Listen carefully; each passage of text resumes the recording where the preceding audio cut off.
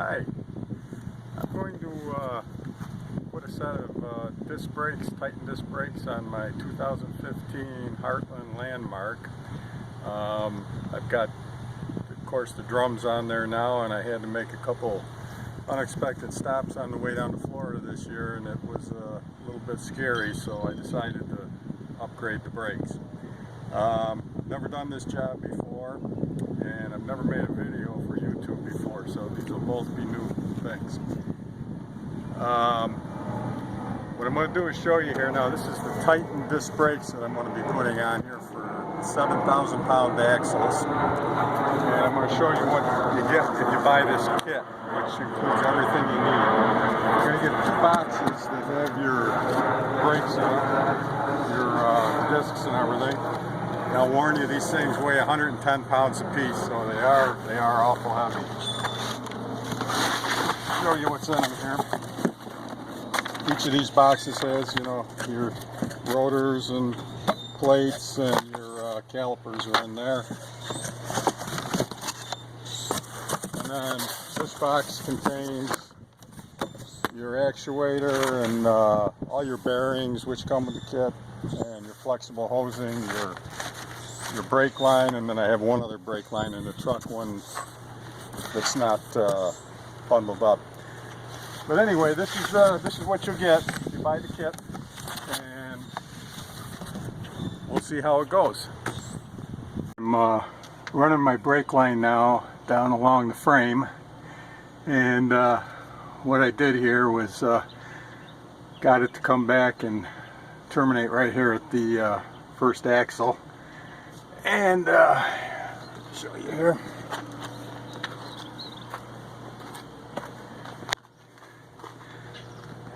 And I came around here behind the shock and along the frame rail. And down here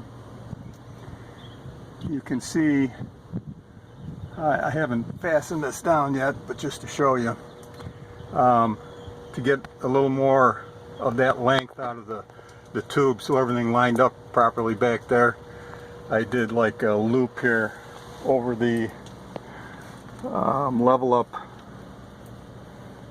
foot, and again that took out about another 10 inches or so.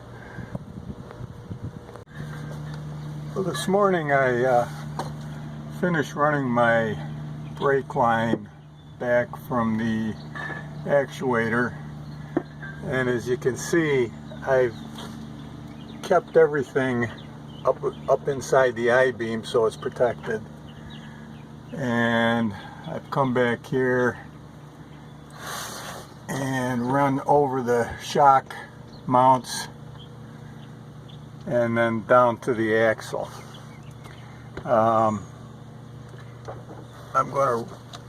Before I'm done, I'm going to wrap this stuff up in black flex tubing here to protect it a little more. And once I get these drums off, I wanted to get all the lines on before I took the drums off. But as you can see, these will come out here, and then they'll be hooking into the back of the caliper. But yeah, I think this is going to be good. I also, you might notice here, I'm going to mount flex hoses kind of behind the axle in case any road hazards or anything comes up and hits the axle, they'll be a little bit protected back there. Okay, in my unit here, I found a spot up here in the battery and compartment to mount my bracket right here. And yeah, I didn't use the carriage bolt holes that they had used. I drilled some different holes, made sure there was nothing behind it there, and attached this here and put a little black paint on it so it doesn't rust up. But then down here, I don't know if you can see, I drilled a 5/8 inch hole in the beam there and was able to bend the tubing around good enough to get it in. And you get 18 feet of length here, which is a little long for, at least it was on my application. So what I did here was I made a little loop to take some. I had about 1.5 feet extra to take some out of the length here. And this will be connecting down here. I'll show you that later. I added extensions to the wires for the actuator, spliced them up, and I've got them wrapped up in the flex tubing now. And everything fit into a 5/8 tubing a lot easier, but to get up in through here I had to put some of it in 3/8 inch tubing, and I'm hoping I can get through here. And I taped that up so it doesn't get damaged when I pull it through. So what I did was I ran my fish through here. I had to pry this down a little bit to get it through, and I'm hoping I'm going to be able to pull that out, pull that through in a minute here. And this is all going to be mounted up into here, and right now I'm going to make an attempt to pull it through. I got my wires taped up here onto my fish. I'll try and bring this through.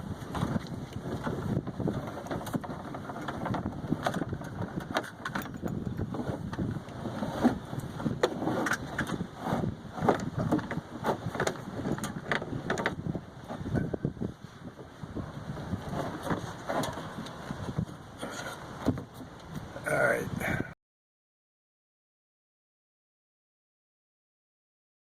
Side note here, if you have a some year Fords and late model GM vehicles, you're going to have to put in one of these adapters so your brake controller can communicate with the actuator. And I forgot to wire mine in when I ran my wires, so I'm going to attempt to take this apart, so it's going to be an easy splice rather than having to wire tie 3 wires together. I'll see if this works. After pulling that apart, and it's kind of a pain to dismantle, but here's what you end up. So rather than having to use wire ties, you'll be able to use butt splices, and just be a nice cleaner job, and then you still got your factory splice here.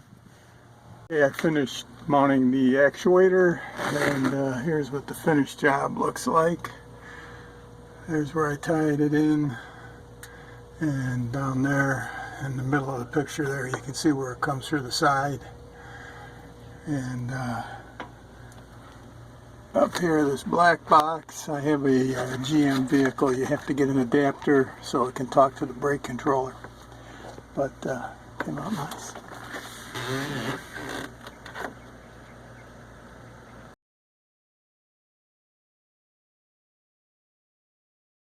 Ways you can wire this, the way the schematic shows it. You could wire in your brake control and that up in your generator box if you wanted, but all the wires you probably need are in this junction box here on the hitch. You have to change a few wires around, but you've got your wires coming in from the trailer, your plug from the truck, and this is the 5 wires from the actuator. And originally the hot wires from the camper and the truck, this big red one here is from the battery of the camper, and this is from when you're plugged into the truck, were tied in with the hot wire going to the breakaway switch.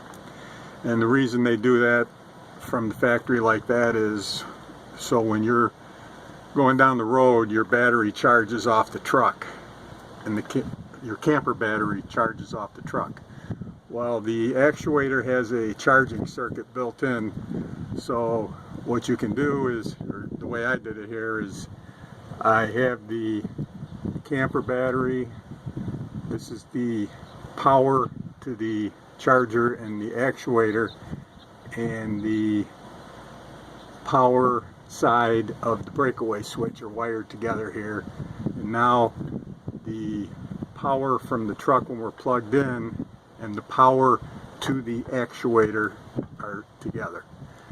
Okay, so, and then you have all your what commons, and this is the control for your breakaway switch. This is your control side of the breakaway switch, this blue wire. And your original brake wires, you're just going to cut off that went to the electric brakes. You're not going to be needing any of those anymore.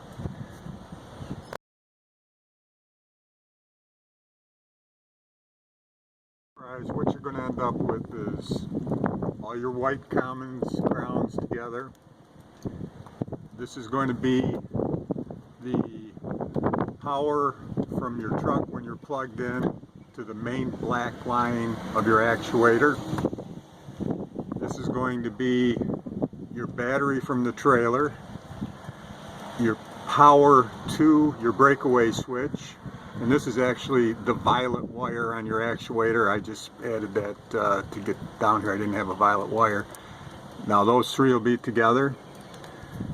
Then you're going to have your blue brake control wire from your truck and your blue brake control wire from the actuator.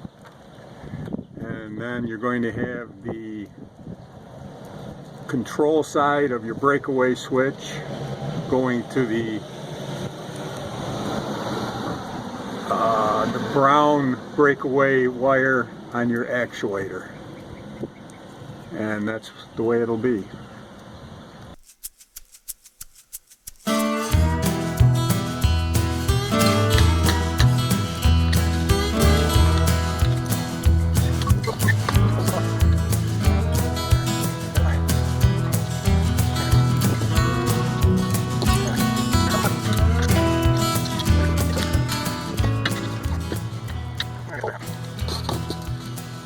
Okay, now I'm going to cut the wires.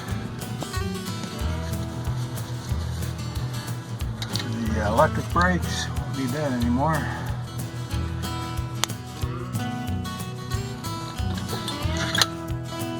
So, drum.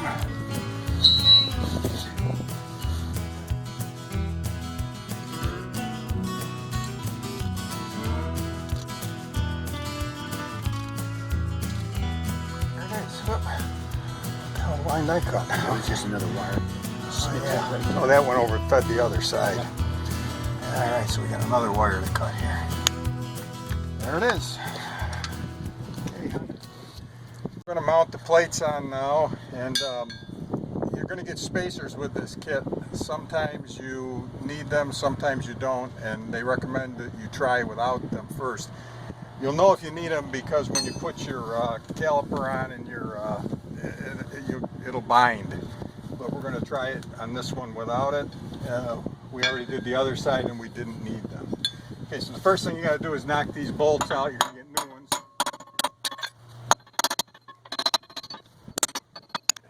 And we're going to put the new ones in here to the back.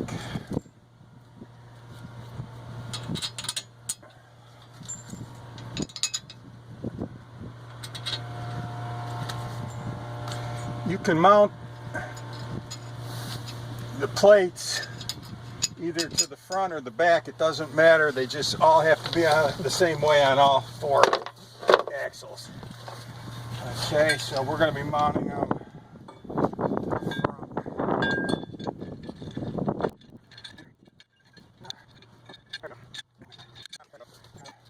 front.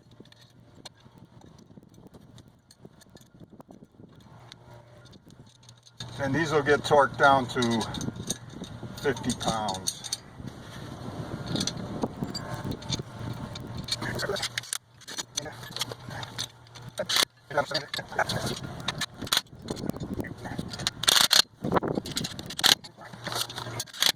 Hey. All right.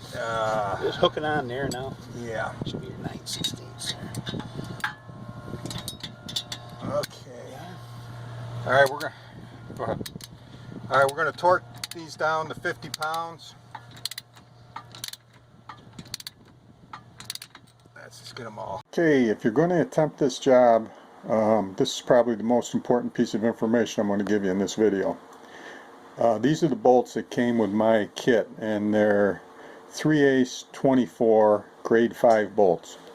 I watched some other videos before I did the job, and that was about a year ago. I haven't had a chance to make the video. I'm just getting around to it now. But they told there, and there was no reference as to what to torque these to in the directions I got from Titan. So they said to torque these down to 50 pounds. And when I tried to torque these bolts down to 50 pounds, what you see here is what I got. And you can see here on this, and any of these, but especially on the middle one there, that basically it just spins a nut and it chews up the metal. Now what they recommended was that you use grade 8 bolts, okay?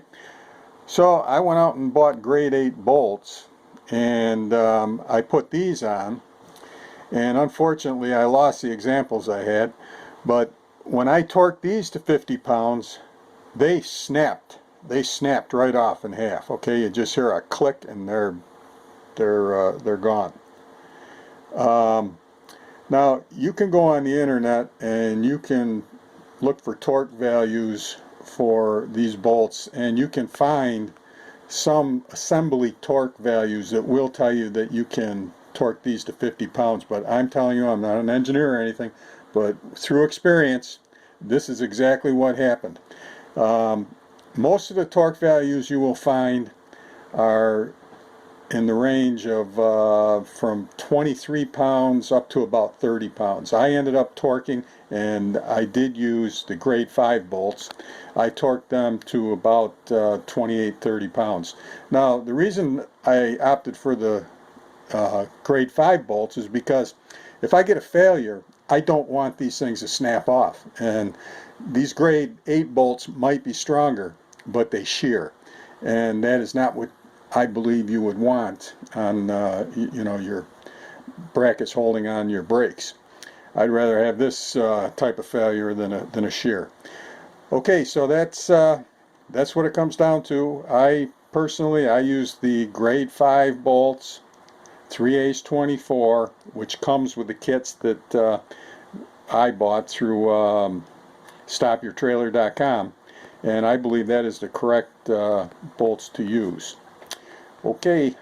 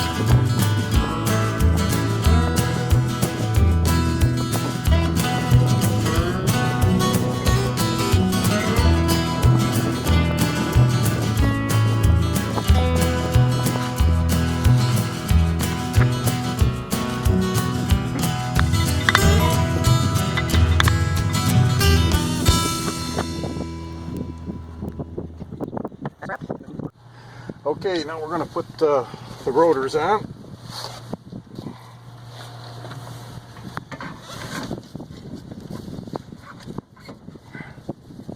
Okay, the outer bearing in.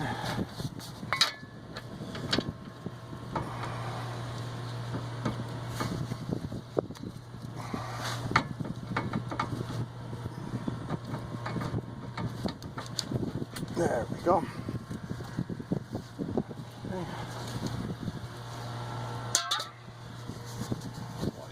And put our washer on.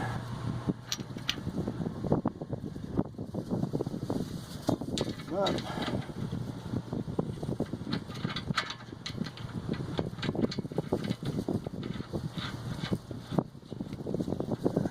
Let's see, channel locks. I bring them over. Yeah, you took it off with them, so they should be there. Yeah. No, you didn't take it off with them. Okay, now I'm going to spin this and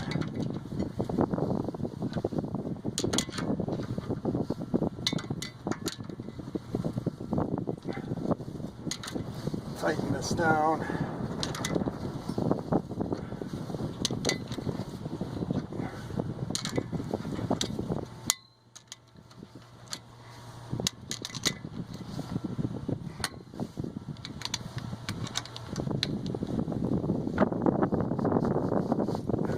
Tighten it down where it's pretty hard. Now I'm going to back it off and bring it in hand tight.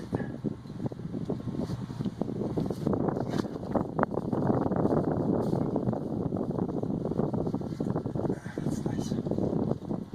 Okay. And now I'm going to slip this clip on.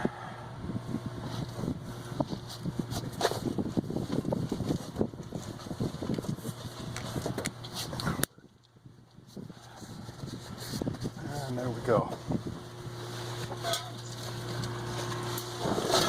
Okay.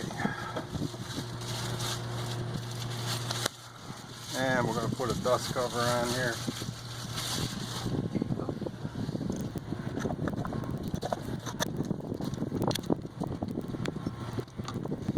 Alright. There we go. I'm going to put the caliper on.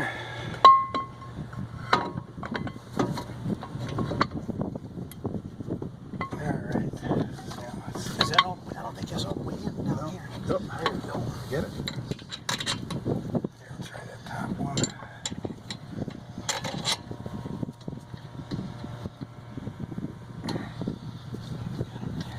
And these will get torqued down to 50 pounds.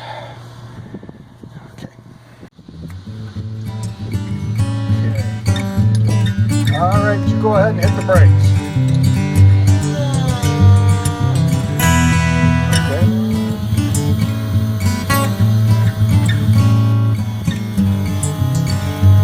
Okay, let off. Beautiful. Okay. Alright, I got some air. Okay, we're good. Finished job with the flux holes around the brake lines.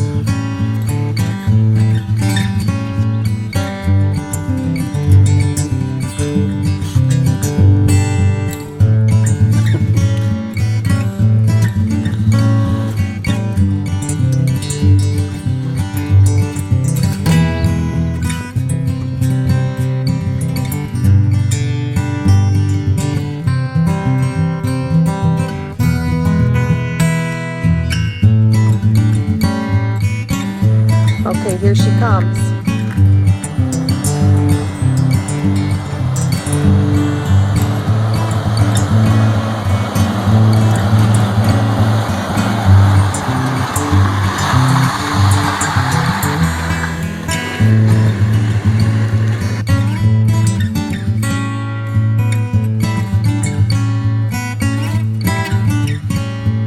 First strong attempt of locking up the brakes.